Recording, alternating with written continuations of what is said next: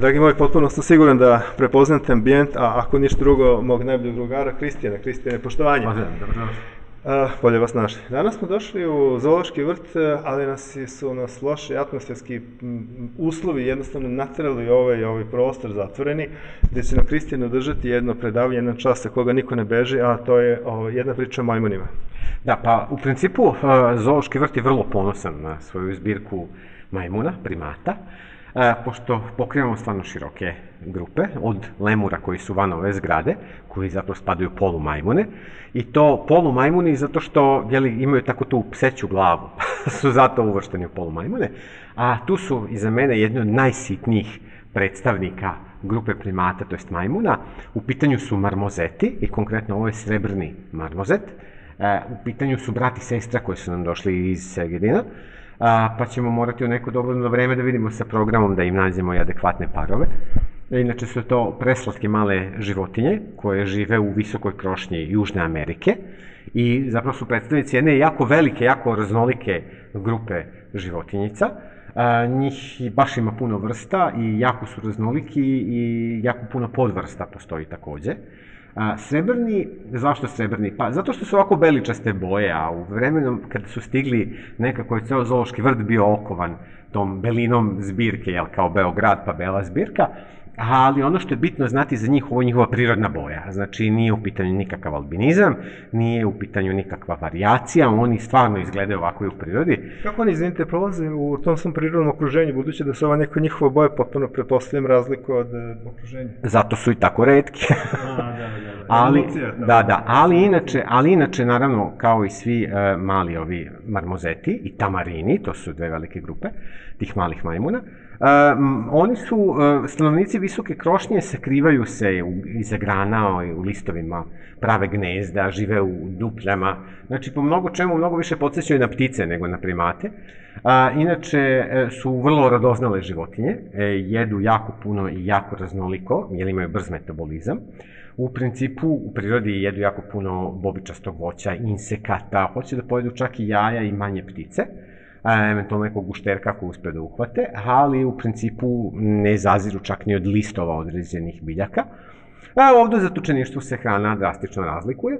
U principu postoji određena kašica koja im se kuva svakog dana. Ta kaša nije obična hrana za bebe, nego je zapravo jedna fuzija različitih kaša da bismo im nadomestili sve one vitamine i minerale koje bi oni trebali da dobijaju. Onda u drugom obroku dolazi zapravo ono što manje vole, a to je, znači, pirinač, znači to su raznorazne namirnice, seckano voće i povrće.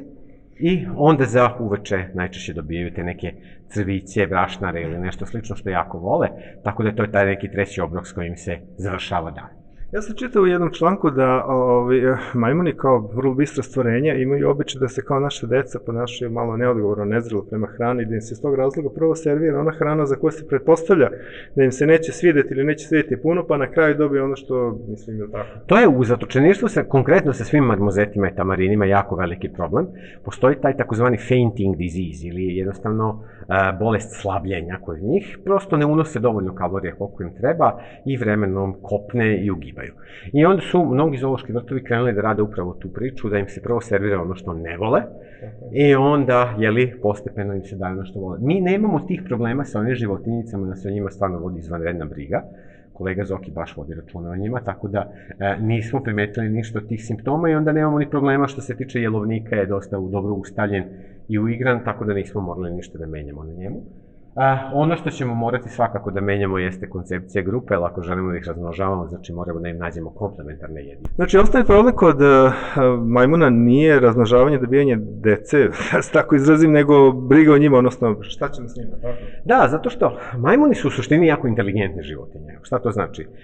Nisu oni toliko zahtevni prostorno, koliko što ih morate svaki dan da imaju neki izazov, da se ne bi dosađivali. Znate kako je? Zamislite učiteljicu koja ima razred sa 30 dece koje se dosađuju. To je noćna mora svake učiteljice.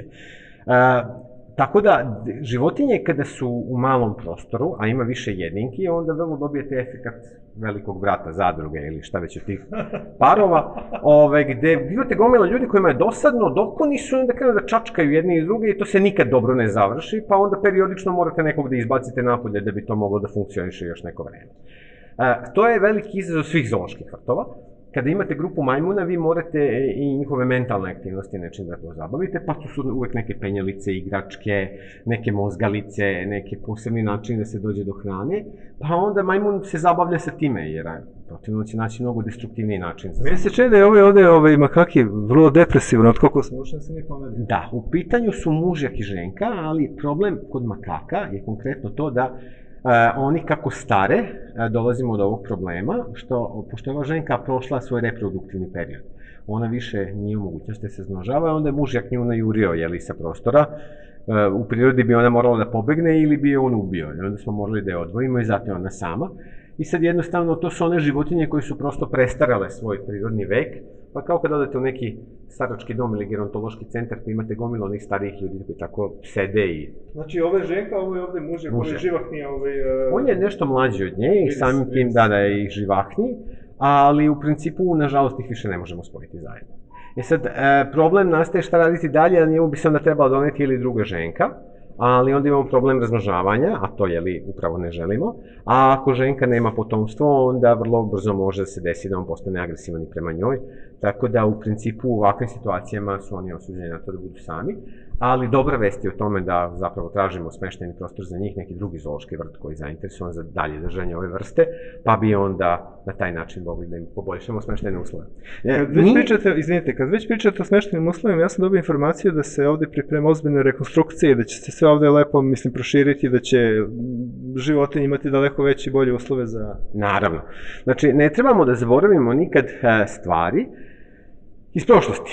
Naime, nekada davno je postojala jedna majmunara koja je bila mala i loša i neugledna i onda je gospodin Bojović uspeo, zahvaljujući našeg vrlo prijatelja Samija, da dobije ovaj novi prostor koji je za to vreme važio za jednu veliku, modernu i dobru zgradu. Naravno, zub vremena je uradio svoje, ali naše viđenje držanja primata u zoološkim vrtovima se drastično promenilo. To više nije ono izlaganje radi izlaganja i podrugljivog, to su naši najbliži rođaci, a pogledaj mogu da vam kažem, neki od njih me stvarno podsjećaju na neke moje rođake. Znači, suština je u tome da pokušavamo na neki način ipak da to uradimo u okvirima jednog obrazovnog sistema, sa jedne strane, a i s druge strane to ne bude cirkusko prikazivanje životinja, nego da to bude životinja koja je u nekom svom prirodnom habitatu, koja ima neko svoje prirodno ponašanje i koja u stvari ima neku konzervacionu vrednost. Znači, nije neki majmun, nego možemo da kažemo da ovo je zapadna šimpanza ili da ovo je istočna šimpanza, da postoji projekat razmene genetskog materijala i da postoji razmišljanje o tome da se jednog dana te životinje mogu vraćati nazad u prirodu ili se skupljati neki novac da bi se pomogli neki konzervacioni projekti. To je pitanje koje me odavno u vrhu jezika. Taj koncept vraćanja životinja u prirodu, da li je to realno? Naravno da jeste, zoološki vrtovi to i rade. Konkretno kod marmozeta postoji strahovito dobar program koji super funkcioniše. U originalu, dobar dan marmozet u Evropu stigao kao laboratorijske životinje. Onda su te laboratorijske životinje prerasle svoje uslove držanja, pa su dospeli ovako u zoološke vrtove, u privatno vlasništvo slično, ali su se pojavili viškovi. I onda se krenulo na priču, a zašto mi njih ne bi vratili nazad? Pa je tu u pitanju par rezervata prirode gde su kupljeni ogromni posedi, pripremljeni veliki kavezi, te životinje su donešene tamo, radi se dobar fundraising sa lokalnom populacijom i faktički su prve životinje već uspešno vraćene nazad u prirodu, čak su nastanjene na neke površine. I to ne samo za njih, imamo jako dobar program sa konjem Pševalski, ima jako dobar program sa bizonom, znači evropskim. Evropski, ono što je vraćano u Poljsku šumu, ako se ne varam, ono Bjelovski. Bjelonježan. Tako je. Tako da, postoje brojni ti projekti, za crvene pande je jedan fantastičan program. Sad, mi kao Beozoo vrt, ne možemo mnogo da uradimo možda za crvenu pandu ili za bizona, ali jako puno radimo na programima rehabilitacije pomoći domaćim vrstama.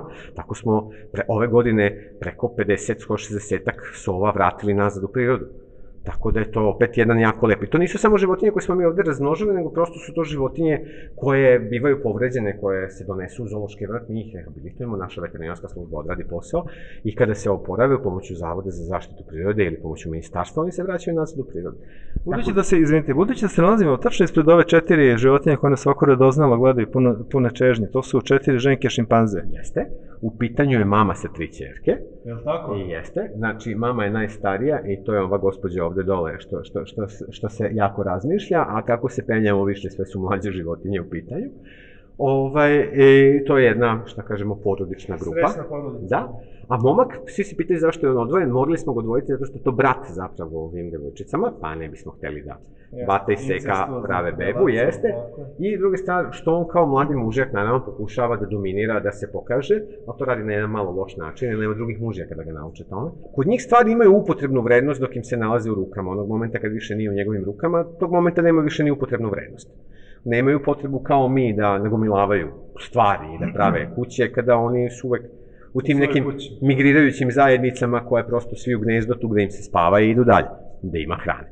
Tako da se drastično po tom pitanju razlikuje od čoveka, a konkretno ova ekipica ovde u Beozoo vrtu definitivno je zaslužila jedan veći, bolji smeštaj, pa se radi na tome da bismo faktički malo neke stvari pomerili i malo uzeli više prostora od posetilaca i to podarili životinjama, a isto tako ako nam korona i ostale nedaće koje su nas zadesile da omoguće u skorije vreme da uradimo još jedan veliki poduhvat nalik pingvinarijuma i faktički da se proširimo, da dodamo njima mnogo više kvalitetnog prostora. Jer nemojmo zaboraviti bitnu stvar, a to je, vi možete majmuna držati na fudbalskom terenu, ali on neće hteti igrati fudbal. Znači, to mora da bude ne samo veći, nego i kvantitativno, nego i kvalitativno bolji prostor sa svim tim igračkama, penjalicama, skrivalicama, da oni prosto mogu i da se malo osame, da budu u grupi i da mogu malo nešto i da rade, a ne samo da sede. Ja sam čitao da su šimpanze toliko slični ljudima, u stvari koliko beše njih? 1,6% deli od genetskog materijala od čoveka? Pa, u principu da, ali u praksi gledano to je jedno mnogo kompleksnije pitanje.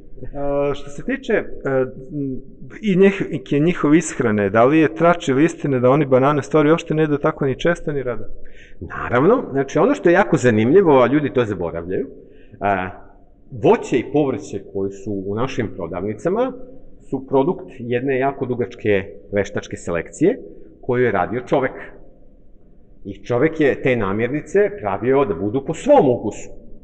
To znači da jedna šargarepa iz uzgoja u sebi ima više lako svadljivih ugljenih hidrata, vidi šećera, nego neka divlja voćka.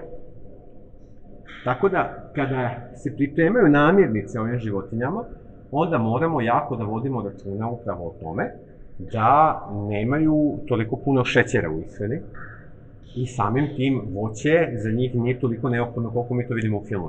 Pogotovo ne banane koje su pune. Mi smo malo čas dok se Kristi nije pojavio ovde imali priliku da gledamo gospodina Zorana na delu, čoveka koji je ovde više, odnosno duže od 30 godina, koji se bavi njihovom ishranom i brigom. Ali kad smo već krenuli pričamo o ishrani, znači oni, koliko sam primetio, jedu maltene, tu ima gospođa Kuvarica, tako, koja se bavi njime. Da, znači u principu za zdravlje svake životinje je jako bitno da ima jednu balansiranu ishranu. Jer i to je, zdravlje ulazi na usta, ne samo to, nego i druge stvari. Tako da, što se tiče majmuna, moraju se namirnice pripremiti da one nutritivno zadovoljavaju potrebe tog majmuna. Znači da to ne bude samo puka, što kažu, banana radi prikazivanja ili jabuka ili ne znam ni ja šta sve ne, nego tu treba da ide i dosta i povrća, dosta nekih drugih namirnica koje mi pripremamo. Šta je hrana? Kad pogledamo, nisu to samo šećeri, proteini i masti, tu ima i terpena, i strukturnih materija, i celuloze koju mi prosto ne vadimo, ali vade druge bakterije u našim cevima, to jest potpomažu da se one razmnožavaju. Tako da, za balansiranost svake ishrane je jako bitno da uvek znate kome koliko čega dajete. I tu kolega Zoki odrađuje jednu fantastičnu priču, ali mogu vidjeti, on ima dobru komunikaciju sa tim životinjama i one uzimaju od njega hranu iz ruke, tako da on tačno zna ko je koliko čega pojeo. Da li ponašanje ovde ženke je neka vrsta reakcije na ponašanje mužjaka? Upravo tako, zato što on sad privlači pažnju na sebe, a ženke odgovaraju na to. Jer to je neka vrsta komunikacije, evo ja sam sad, kao kad gledate parove, ja sam sad gazda u kući, ja sad tu nešto pričam, a sa druge strane onda se skupi drugi kontratabor koji kaže ma nećeš ti meni, evo mi tu gazdujemo, tako da ali to je opet kažem jedna normalna komunikacija između životinja, samo sa tom razlikom da je dosta glasno i za nas neprijatno, ali prvenstveno ima za ulogu da nas zastraši, a vidimo da je dobar u tome. Dobar je, nije da nas nešto puno zastrašio, ali bolje da je što iza kaveza. A ove orangutani su uvek ovako mirni, tihi ili... Pa po prirodi orangutani su mnogo mirnije životinje od šimpanze. Za razliku od šimpanze koje su, što kažu ovako, mnogo agresivnije u grupama, mnogo inteligentnije i čak imaju mnogo više mesa u svojoj ishrani, jer ko što rekao, hoće aktivno da love. Orangutani kao životinje su mnogo dobroćudnije po svojoj naravi i mnogo su mirnije. Žive isto tako visokoj krošći, isto se hrani voćem, ali imaju mnogo više voća u svojoj ishrani u prirodi nego šimpanze. Orangutan inače znači na jeziku domorodaca čovek. Jeste, to je šumski čovek, a kada ga pogledate po nekim obrascima ponašanja, vidjet ćete da su ponekad ti orangutani mnogo više ljudi nego što to mi uspevamo da budemo. Kad već pričamo o majmunima, pogotovo šimpanzama, nije zgorega spomenuti anegdote vezane za Samija, koji je bez ikakve sumnje najpoznatiji, najčuveniji pripadnik zoološkog vrta. Da, Sami je, interesantna stvar Samija je to što iako je jedna od legendi ikona zoološkog vrta, zapravo nije otac ni jedne od ovih životinja ovde. Tako da je Sami ostao dalje sa nama samo u legendama, ali je definitivno bio jako poseban zbog tog svog odnosa prema ljudima. Jer kad pogledamo te starije snimke vidimo kako se on posebno odnosi prema vuku i kako faktički imamo jednu dobru komunikaciju. On je baš bio, za razliku od Jove, on je bio vrlo dobroćudan i vrlo fino vaspitana životinja. Znači, ovo je naopak i loš đaka, samo je bio super. Ja sam čitao, on je došao do zoološke vrta, čini mi se 88. godine i ubrzo po svom dolasku uspio da pronađe način da čak 2 puta pobegne u relativno kratkom periodu iz vrta. Da, ali to je ona priča kad ja kažem mi njih gledamo, oni nas posmatraju. Meni je tu sad vezano za Samija jedna jako zanimljiva priča kolege koji radi u Rotterdamu, radi sa gorilama. Kaže, stigao je novi gorila u grupu i interesantna stvar koju je primetio timaritelj, naravno jeza ga je obuzela, kada su pustili gorilu u kavez. Prvu stvar koju je gorila uradila je uredno prišla svakom katancu i povukla ga. Proverio. Da, proverio da li su svi katanci zaključani. I to je sa takvom revnošću radio svaki put da je prosto timaritelj obilazila muka. Prosto, oni vode računa o najsitnijim detaljima. Njihov sistem vrednosti je mnogo različit od našeg. I njihova percepcija je mnogo drugačija od naše. Znači, oni imaju mogućnost da primete jako brzo, jako male promene i oni u stvari imaju prilike da primete jako male promene u našem ponašanju. Pa tačno znaju kada nas i koliko mogu isprovocirati, tačno znaju šta su naši propusti u radu i tačno mogu da percipiraju kad ćemo napravimo neki propust. Tako da je normalna stvar da je Sami uspeo to da proračuna kod svojih čuvara i da prosto uhvati grešku. Da li su ovi zvuci koje smo upravo imali prilike da čujemo o Jovin oblik komunikacije? Da, pa naravno to su znaci ushićenja. U principu on je sad odjurio napasnike sa svoje teritorije i sad je on ponovno uspostavio. Znači, Kristi i ja smo napasnici, otišli smo dobro, mislim puno ljudi razumevanja, ali sviđa mi se kako ste postavili stvari. Majmuni kao i ljudi imaju obrasce ponašanja koje uče. Jedan majmun nije majmun, njega čini grupa. Na opštu žalost, oni su jako puno toga naučili od naših posetilaca. I onda je prosto to njihov način da komuniciraju sa nama. Naravno, životinje svo vreme traže komunikaciju, a ne možemo ih kriviti za nešto što je zapravo reprezenta onoga što mi njima radimo. Neverovatna mi je stvar kada dođu posetioci, kada bismo stavili kameru i kada bi oni sami sebe posmatrali kako bi se... Ti koji bi trebalo da se kavezu umjesto... U vrlo velikim slučajevima, kada kaže roditelj detetu, hajde majmuniši se. I onda imate dve osobe koje se krevelje ispred tog kaveza i nešto izvoljevaju i imate životinje koje sede s druge strane i gledaju ih kao ko je tu. Čudo gledaju šta li je ovome. Tako da u suštini nije ni čudo što su oni naučili toliko toga od nas, a mislim da bi zoološki vrt ipak trebao da bude mesto gde mi dolazimo da učimo od njih. Hvala što sve najbolje. Prijetno. Doviđenja.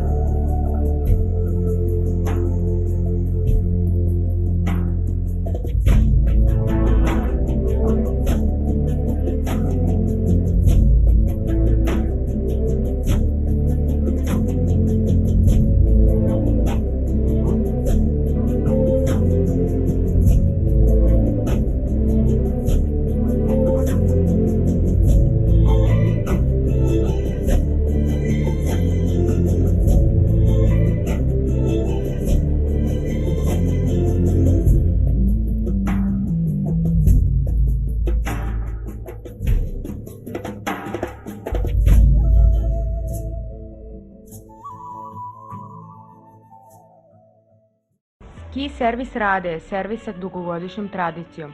Nalazi se u samu ski stazu Karaman Greben u prizemlju Vile Mini na Kopaoniku. Očekuje vas veliki asortiman zimske i ski opreme, usluge čuvanja opreme kao i najljubaznije osoblje. Kontakt telefon je 063 8 357 479.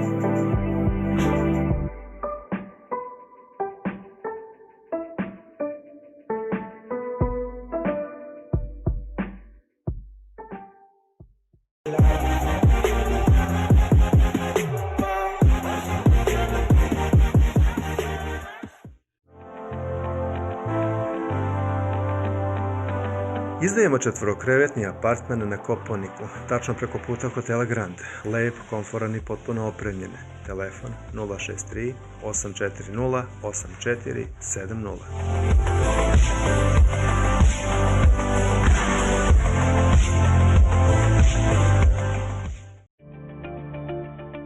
Poljomarket, pravo rešenje za sve poljoprivrednike. Kompletna mehanizacija i oprema. Pratimo sve konkurse Ministarstva poljoprivrede. poljomarket.rs.